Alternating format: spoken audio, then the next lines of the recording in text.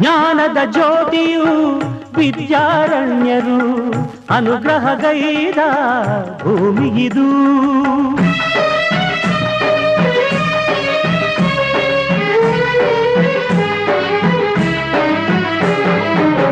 ಜ್ಞಾನದ ಜ್ಯೋತಿಯು ವಿದ್ಯಾರಣ್ಯರು ಅನುಗ್ರಹಗೈದ ಭೂಮಿಗಿದು.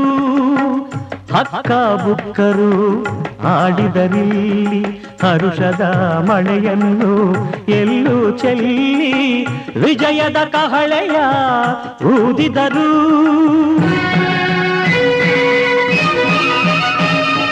ವಿಜಯನಗರ ಸ್ಥಾಪನೆ ಮಾಡಿದರು.